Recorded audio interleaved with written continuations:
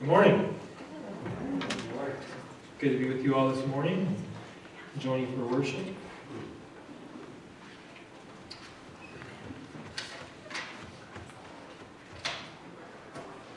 So, there's a movie that came out somewhere between 20, 25 years ago, I think, probably. Can't remember exactly when. I'm getting pretty old now, you know. But it's called Liar Liar. Has anyone ever seen the movie Liar Liar? Yep, it's a Jim Carrey movie. Probably not the most appropriate movie to take a third grade Cub Scout class to go see in the theaters, but we did. Jim Carrey, if you haven't seen it, plays Fletcher Reed. He's a career-focused lawyer, and he's also a divorced father. Fletcher has a son named Max, and he loves to spend time with Max, but he has a habit of giving precedence to his job first, breaking promises to Max and his ex-wife Audrey, and then he lies about the reasons for missing those things. Fletcher's compulsive lying has also built him a reputation, though, as one of the best defense lawyers in California, as he's climbing the ladder in the firm that he works at. Ultimately, the premise of this movie, Fletcher misses his son's 5th birthday party. Max, because his dad once again has lied to him about being there, he makes a birthday wish that his father would not be able to tell a lie for 24 hours, for one whole day. His wish he couldn't tell a lie for a whole day. This wish, when he blows out his candles, immediately becomes true. So Fletcher soon discovers through a series of embarrassing situations that he's unable to lie, mislead, or even withhold the truth from an answer. He's compelled to tell the truth in all situations. There's a funny kind of side-by-side of seeing this, where at the very beginning of the movie, he's walking through his law office and talking to different people and stuff, and there's the one woman who has this crazy hair. She like braids it and sticks up like an inch, like all of her head. It looks crazy, and she's like, "Do you like my new hair?" And he's like, "Yeah," and just keeps going on. But then after the wish is made, he can't tell a lie anymore. The next day he's walking through, and she's, "Do you like my new dress?" And he goes, "Whatever takes the attention off your head." And he doesn't understand what's going on. He's like, "Why did I say that?" And things like that. Although the movie is a comedy, the issue of lying is anything but funny. I was looking last night trying to find a clip of the video of the movie to show, and couldn't find an appropriate one. So, as a pastor up here preaching to you, I'm not recommending that you watch this movie, just using it as an illustration. But again, this movie, it's a comedy and it is funny, but the real issue of lying is not funny. Max's birthday wish was for his father to stop lying. God has that same desire for us. He understands how serious of an issue lying is, and how important it is for his followers, for us, to overcome. So we're going to take a look at this subject and what we can do about it. I'm just going to start with a word of prayer if you join me. Father, we just thank you so much for this morning, for this day, for this opportunity we have to come together and worship you, God. God, we thank you for your word. God, as we look at these different proverbs and some other scripture, God, we just ask you to open it up for us, God. Just open our ears to hear your word, God. Open our minds to understand, and open our hearts to obey you. God, we love you and we praise you in Jesus' name. Amen. So talk about this subject of lying. Lying it's one of the 10 Commandments, not to bear false witness, right? But for some reason, it's the one sin that people seem to not take as seriously. You know, they talk about, oh, just harmless little white lie, right? You don't hear any people talk about, it's a harmless little white murder, you know? A little harmless little white theft, you know? But for some reason, we think we can take lying less seriously. So we're going to look at that today. And the first question I want to ask is, why? Why do we lie? Why do we lie? I got three. There's plenty of reasons why we lie. I'm going to look at three of them specifically. And I think a lot of the answers we can come up for why we lie, I think will fall under these three things. The first one, why we lie, is because it's natural. It's in our nature. The Liar Liar movie received good reviews. It's a well-liked movie. I'm sure one of the reasons for that is because on some level, we can all relate to it. We can relate to it on both sides. To being a liar, right? Anyone here who has not lied? No? But we can also relate to being lied to. For some people, even though they wouldn't admit it, they view lying as a survival instinct. They feel they can't get by in life without telling a lie every now and then. There's a poll taken of over 25,000 high schoolers. And just about half of those high schoolers agreed with the statement, a person has to lie or cheat sometimes to succeed. Have to. It's just a part of life. And it really is. It's a part of life. But it shouldn't be. Lying is part of our old nature. But our old nature is directed by Satan, and Satan is the father of lies. The second half of John chapter 8, verse 44 says, he was a murderer from the beginning, not holding to the truth, for there is no truth in him. When he lies, he speaks his native language, for he is a liar and the father of lies. It's natural for Satan to lie. And apart from Christ, it's natural for us to lie. So that's one reason why we lie. Second reason, we lie to protect ourselves. We lie to avoid getting in trouble. We maybe tell someone what they want to hear so we don't get them upset at us. We don't want to hurt their feelings. Or maybe it's really that we don't want to be uncomfortable ourselves knowing that we hurt their feelings. So we lie to avoid a confrontation. We lie to get ourselves off the hook. We conclude it's just easier on ourselves if we just lie about it. I just want to get away from this uncomfortable situation.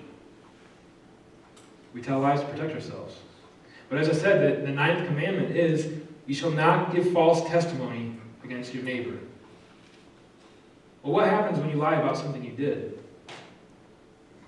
Let's say you're at work and someone left something running or something, I don't know. And the boss says, who did this? And you know it was you. But if you just say, I don't know, it wasn't me. Right? It might seem like a little white lie, harmless. But in a sense, couldn't that be considered bearing false witness against your neighbor? Because if you say, I didn't do it, you're saying somebody else in here did it. When you know that's not the truth. So you can shift blame to someone else. In essence, like I said, giving false testimony that someone else did it. So we lie because it's in our nature. We lie to protect ourselves. And third, we lie for selfish gain. I should have mentioned this earlier. I forgot first service also. But if you'd like to follow along with notes, I have an outline in your bulletins. There's an insert in your bulletins and an outline. So if you want to fill in the blanks and stuff. I like filling in the blanks when listening to sermons, so just to let you know. So the third reason we lie is for selfish gain. So when there's something to be gained, we're apt to lie. We make the compromise because of our materialistic desires. However, we're really not gaining at all. Instead, we're losing. Proverbs 21:6 says, a fortune made by a lying tongue is a fleeting vapor and a deadly snare. So no matter how much money I'm making due to dishonesty and deceit, it will last only a moment. And in that wake of the dishonesty, mountains of trouble. I think of people who cheat the system. People who maybe lie on their taxes, or they work under the table, or people who are fraudulent or embezzle and they cover it up. Then they get caught and they have to pay it back, along with fines and jail time. In the end, telling lies profits nothing. Proverbs 19:22 says it's better to be poor than a liar. And when we're talking about that fleeting vapor, maybe it means that you lie, cheat, get ahead, and then you lose it. Maybe not. Maybe you keep it. Maybe you grow old with it. But our lives on this planet are a fleeting vapor. So really, what does it gain you to be rich here? It's still a fleeting vapor. So we lie because it's our nature. We lie to protect ourselves. We lie for selfish gain. That's why we lie. Next, I want to look at how. How do we lie? Because there are different ways to lie than just out and out telling someone a lie. Right? And the words I'm going to give you aren't necessarily the dictionary definitions of these words, but this is kind of how I think about it. So the first way we lie is deception. Psalm 5:9 says, "Not a word from their mouth can be trusted. Their heart is filled with destruction. Their throat is an open grave. With their tongue they speak deceit." So we deceive when we're misleading someone. So Joe the butcher had this crafty way of selling his chickens, right? There was one chicken left this one time. He had one chicken left in the freezer, and he didn't want to keep it for the whole weekend, so he wanted to get rid of it. He wanted to sell it. So the pastor of his church walked into his store. The pastor, will call him Brian. And so Brian came in, and he said, "My wife sent me to buy a good-sized chicken to roast for dinner. We're having my boys coming back home, and so I want a nice big chicken to roast for dinner." Joe said, "I have just what you need." So he went to the freezer and he brought out that last chicken, and he put it on the scale. He said, "This one is 2 pounds, 3 ounces. Pastor Brian said, "Well, that's sort of small. Do you have anything else?" Joe took the chicken back into the freezer. Remember, he only had the one chicken he was trying to get rid of. Took the chicken back into the freezer, came back with the same chicken, it was the only one he had, and he put it on the scale, and this time he said, "This one is 3 pounds and 5 ounces. But, since you're my pastor, I'm going to let you have it for the same price." The pastor said, "Well, thank you, I appreciate that, but come to think of it, the way my boys eat, just go ahead and give me both the chickens." Joe had been caught. Deception is lying, and lying gets us nowhere. So we lie through deception, we lie through dishonesty. We're dishonest when we purposely omit some truth, when we purposely leave out some information. For example, selling a used car. It has no rust, a spotless interior, low miles. Well, this may be true, but you purposely left out the fact that it also has an oil leak and has been in an accident. Telling half-truths. A parent asks his teen daughter, "Where are you going?" She says, "I'm going over to Sarah's." Well, this is true. She doesn't mention that they're going to Sarah's, and then from Sarah's they're going to go over to the party at Steve's. Sometimes we're dishonest by stretching the truth or exaggerating. Some of your statement is truth, but it's mixed in with lies. We're told in a courtroom, tell the truth, the whole truth, and nothing but the truth, right? That shouldn't just apply in a courtroom. The Bible tells us to let our yes be yes and our no be no. Dishonesty is lying. The third way we lie, and this one is a little maybe tougher to think about, a little harder for us to think about. But the third way is flattery. We think we're doing someone a favor by telling them they look good when they maybe don't. Or that they're doing a great job when they really haven't. Not that we should be condescending or tactless, but giving flattery isn't a good thing. We usually only give it when we're trying to get something from someone anyway, right? This takes us back to that classic question of the wife asking her husband, does this dress make me look fat? Right? And so maybe the thing that we're lying, or we're trying to be flattering, just maybe the thing that the husband's trying to get is out the door. We're trying to go to dinner. Yeah, you look great. Let's go. But Proverbs 26:28 says, a lying tongue hates those it hurts, and a flattering mouth works ruin. Proverbs 29:5 says, those who flatter their neighbors are spreading nets for their feet. Trap them. There's a quote from Edmund Burke that says, flattery corrupts both the receiver and the giver. Giving flattery is telling lies. I mentioned this morning in first service that before I left to come here this morning, Nicole was still laying in bed, and I just got dressed and I said, does this shirt look okay? And she said, yeah, it looks good. And obviously, it does look good, right? So, it has this green and gold G right here, so obviously it does look good, right? But if it didn't look good, I would want Nicole to tell me the truth there, right? I would rather her tell me something like, it looks a little tight. I'd rather her tell me that at home instead of coming here thinking I look good and all of you looking at me and saying, oh, his shirt's a little tight, right? And like I said, first service, saying all this is making me really self-conscious that my shirt's a little tight. Because I see some people looking at each other kind of going, sure is a little tight. But giving flattery, you might think you're doing a favor, but giving flattery is telling lies. So we looked at why we lie, we looked at how we can lie, and now I want to look at what is the damage caused by lying. Why should we not lie? And the first one is the snowball effect. When you tell one lie, oftentimes you have to end up telling more lies to try to keep your previous lies from being exposed. On and on it goes until you're all frazzled because you can't keep your lies straight. But when you tell the truth, you don't necessarily have to have a good memory. Think about that. When you tell the truth, you don't have to have a good memory. When you're telling lies, you have to remember, what did I tell them?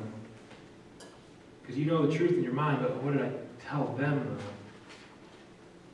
The conditioning of lie telling itself has a snowball effect as well. Once you start on your path of lies, you end up telling lies more frequently, and eventually you become a pathological liar.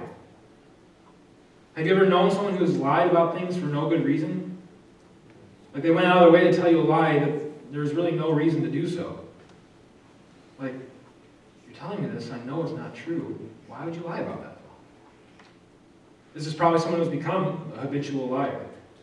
It becomes so normal for them to lie that it's part of their just natural speech, just the way they talk. It's almost like they can't stop. They can even get to the point where they start to believe their own lies. It makes me think of, I have this memory from when I was probably only a couple years old. This memory is, I have two older sisters, and they were running and they were jumping on this bouncy thing, and bouncing on, bouncing off the other side. And so I wanted to join in, right? So I went and I jumped on it. And what it was, and I can't even picture this in my head really, but it was like a rubber lid that was on like a septic tank, like an underground septic tank that had just been cleaned recently. And when I jumped on it, the lid flipped, and I fell into the septic tank. So then the next thing that happened is my dad happened to look over. We were at a picnic. There's a bunch of people. It was like an army picnic. My dad was in the army. And so there's a bunch of people there. But my dad happened to see it. And he ran over and he said, "Steve, grab my legs." And he kind of dove in to grab me and pull me out. Now, here's the thing about that story. I was 2 years old. And I can picture everything that happened. But it's not a real memory. You know what I mean? It's a true story. But it's not a real memory. I've heard the story so many times myself that I create the memory in my head. Now, what does this have to do with lying? We can do the same thing to ourselves by lying. When we start lying about something, and it goes on, and you have to keep lying about it, you start to remember the lie as the truth. It's so corrupt in your mind that even you blur the lines of what's true and what's a lie. Kind of scary to think about almost. So people can get to the point where they believe their own lies. And then the result from the snowball effect is that when you are a known liar, you create for yourself a reputation of distrust. One of the problems with this, then, of course, is that when you're telling the truth, people won't believe you because of all the times you've been caught in a lie, right? Boy who cried wolf. So the damage caused by lying first is that snowball effect. Second, lying adds to the problem. Chances are, if I'm lying to cover up something that I've done wrong. And when what I've done is found out, the consequences will be magnified because I've told lies on top of it, right? Any parents in here that can relate to this? How many parents in here have said to their kids, you know, it wouldn't have been so bad if you wouldn't have lied to me about it. That's what I'm upset about. Yeah? I've said it. Even if it's something like someone spilled their juice. I might be a little annoyed that someone spilled their juice, right? But I'm not going to get mad at you. It happens. Accidents happen. But then when you lie about it and say, no, it wasn't me, it just adds to the problem. Proverbs 19:5 says, a false witness will not go unpunished, and he who pours out lies will not go free. A person's lies will catch up to him.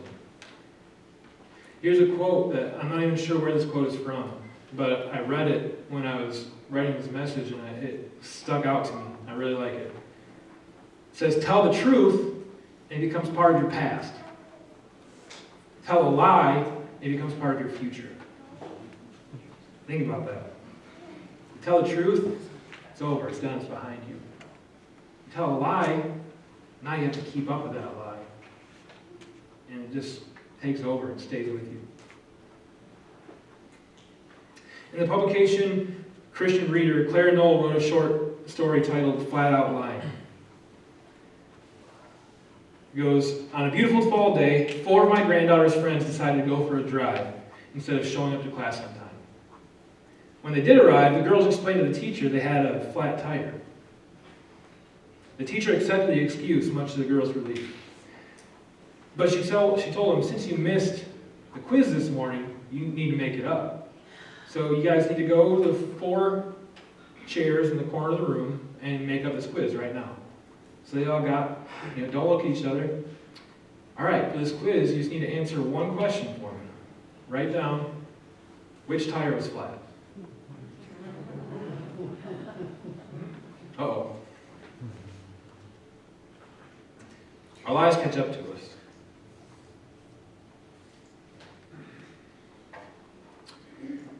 Third reason why we shouldn't lie. And again, I've listed 3. I'm sure you can come up with more reasons why we shouldn't lie. But the third reason is that others are affected. If I steal from you, I can pay you back. But if I lie about you, whether it's giving false testimony or gossip or slander, if I lie about you, I can't just take that back. The damage is done.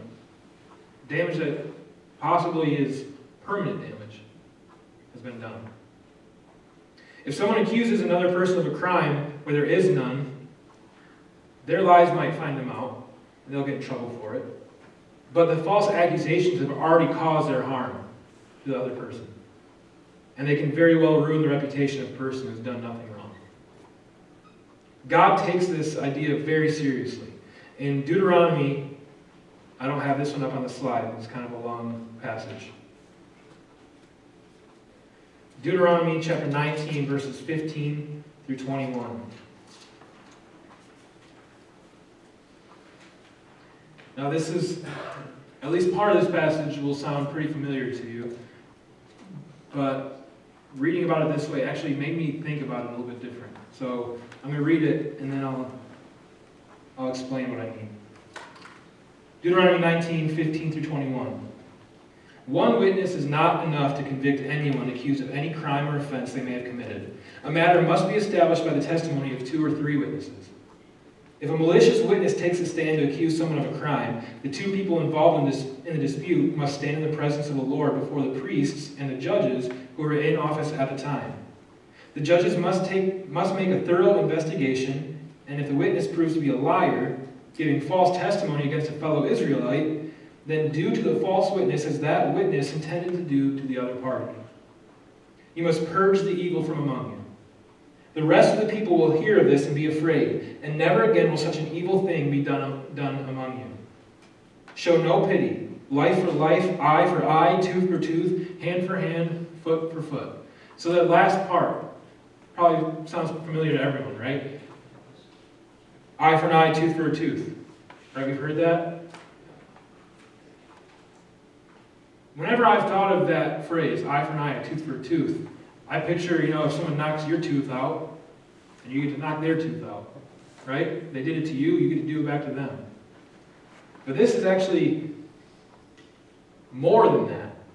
This is saying, if I lie about it, if I lie about you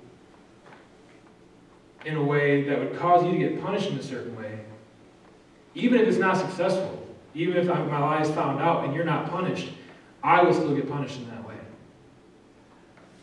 So it's, instead of tooth for a tooth, really, it's a lie about a tooth for a tooth. That's how seriously God takes lying. And maybe you guys already knew it was that. I don't know. But for me, that kind of I always thought tooth for tooth means a tooth for a tooth. But really, it's even more than that. When we involve someone else in our lives, there's serious, sometimes irreversible damage done. So we talk about the snowball effect, how others are affected, and how lying adds to the problem.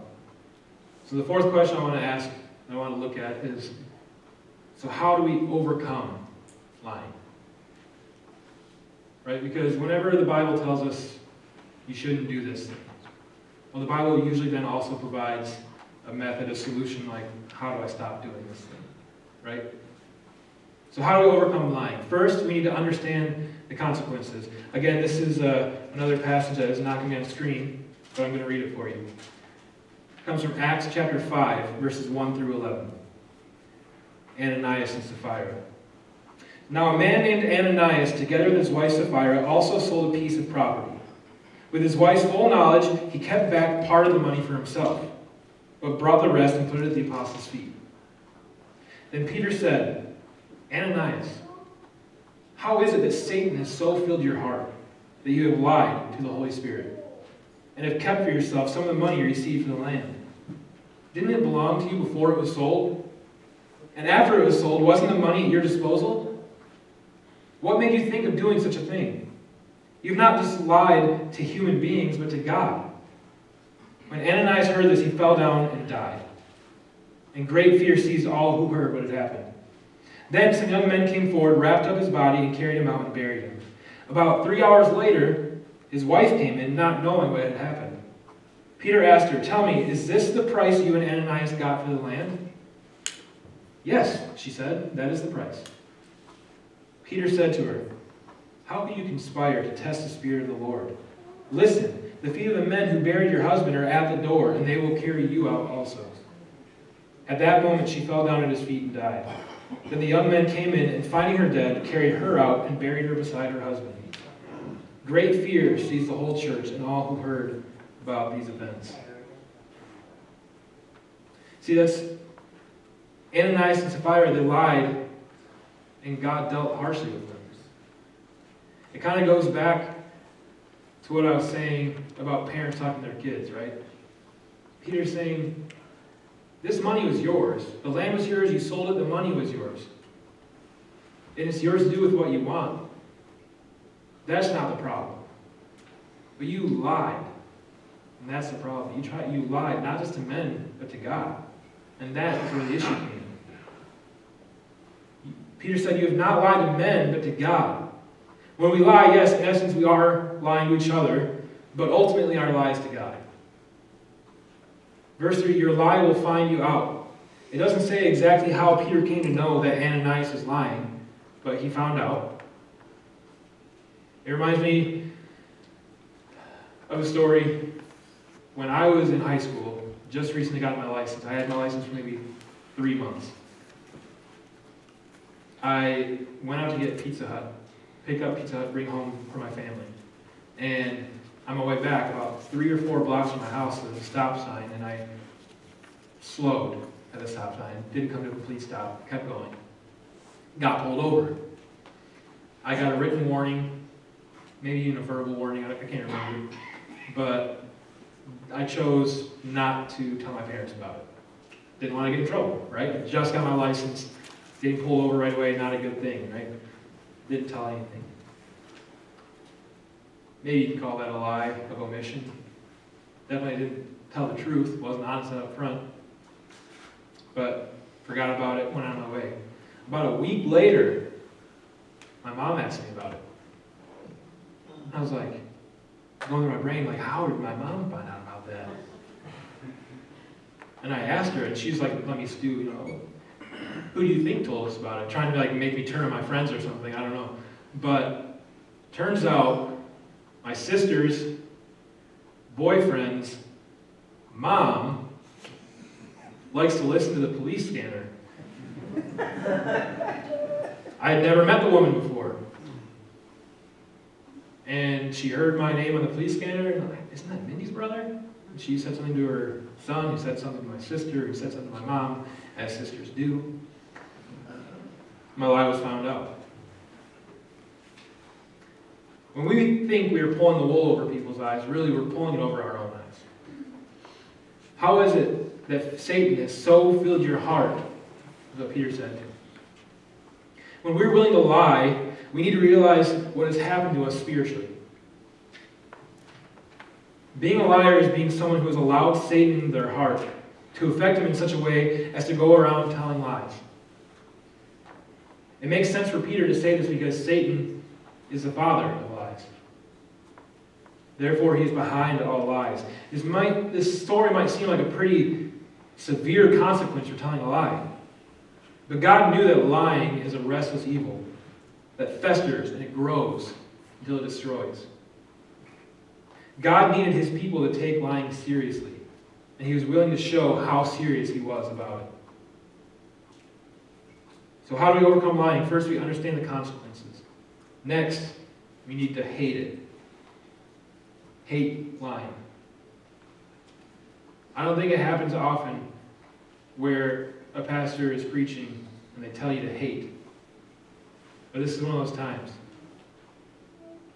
We're supposed to hate lying. Proverbs 13:5 says, the righteous hate what is false, but the wicked bring shame and disgrace. False is used in a collective sense here. We see in the amplified version of this passage, specifics are used. It says, a consistently righteous man hates lying and deceit, but a wicked man is loathsome. His very breath spreads pollution, and he comes surely to shame.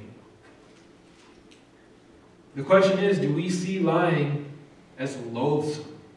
It's a strong word. Disgusting. Do we see it as pollution? Sure, we might see it that way when it's done to us, someone lying to us, for sure. But then we typically sugarcoat it when we're the ones doing it. We make up excuses for why it's okay. It's a little white lie, it's a fib. But we can't do that if we're going to stop telling lies. We need to have God's attitude toward lying. Proverbs 12:22 says, the Lord detests lying lips, but he delights in men who are truthful. God hates all forms of lying. He hates the little white lies. He hates the fibs. He hates the half-truths. He hates deceptions. All of it. If we're too comfortable with lying, or if we're quick to justify and rationalize our lies, then we're not seeing them in the same light that God is seeing them. If we're going to call them little white lies or fibs, then we are taking the sin of lying as seriously as we need to. If we're going to overcome the sin of lying, we need to hate it like God hates it.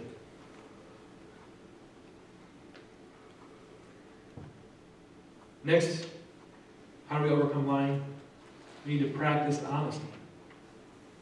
Seems simple. Do the opposite of lying. We have to believe and we have to act according to honesty is really the best policy. Even if that means losing something. Even if it means if I tell the truth here, then I'm going to miss out on this. If I tell the truth, I'm going to lose this. Maybe lose a privilege if it's with your parents. There's a golfer, Chelsea Richard of Bloomingdale High School in Brandon, Florida. She lost her chance to win the 2004 state championship by being honest. In the qualifier for the state finals, Chelsea hit her tee shot on the second hole into the rough. And then without knowing it, she played another golfer's ball out of the rough and finished the hole. On the third hole, she realized what she had done. The rule is that a golfer must declare the wrong ball penalty before putting on the hole where the infraction occurred, or they get disqualified. Chelsea reported her error, which resulted in a pretty painful ending to her senior season and her dream of being a golf state champion. But she later said, with my faith and with God, being honest was the most important thing to me. And that's what is going to advance on throughout my life. Being honest and making the right choices. Proverbs 16:13 says, kings take pleasure in honest lips. They value a man who speaks the truth. If we're going to stop lying, we need to practice honesty. As I was writing this message over the past week, a lot of things I was thinking about how to close it up, and it really made me think back to when I preached last time, which is about a month or so ago. And I had a sermon titled, Have No Fear. And basically the way I wrapped that up was talking about there is nothing in this world that is worth fearing. Because this world is just a small, insignificant slice of our eternal lives. And really, I kept getting pulled back to that when I was thinking about this because, well, probably a big reason that we lie a lot of times is fear, right? Fear of not getting something we want, or fear of getting in trouble for something. So I'm going to close the message by saying there is nothing in this world worth lying about. When we lie for gain, we gain nothing. There's nothing in this world worth lying about. I'm just going to wrap up by reading a few more passages from Scripture about lying. Proverbs 6, verses 16 through 19 says, there are 6 things that the Lord hates, 7 that are an abomination to him. Haughty eyes, a lying tongue, and hands that shed innocent blood. A heart that devises wicked plans, feet that make haste to run to evil, and a false witness who breathes out lies, one who sows discord among brothers. Again, that's Proverbs 6, 16 through 19. If you notice, there's 7 things listed there. The second one was a lying tongue, and another one was a false witness who breathes out lies. A little double emphasis there against lying. Psalm 101, verse 7 says, no one who practices deceit shall dwell in my house. No one who utters lies shall continue before my eyes. Luke 8, verse 17 says, for nothing is hidden that will not be made manifest, nor is anything secret that will not be known and come to light. And finally, in Ephesians chapter 4, verse 25, therefore, each of you must put off falsehood and speak truthfully to your neighbor, for we are all members of one body. As the worship team comes up, I'm just going to close in a word of prayer. Pray with me, please. God, we're just, again, so thankful for your word. God, we're thankful for your example of how to lead a good life. God, we're thankful for your word that warns us time and time again against lying and the consequences of it. But God, we know that by ourselves we can't fight against that nature. God, we just ask you to help us. Help us to have the same heart towards lying that you have, God. Help us feel the same way that you do, God. Help us resist our old nature, our sinful nature. God, again, we just thank you. We love you. We praise you in Jesus' name.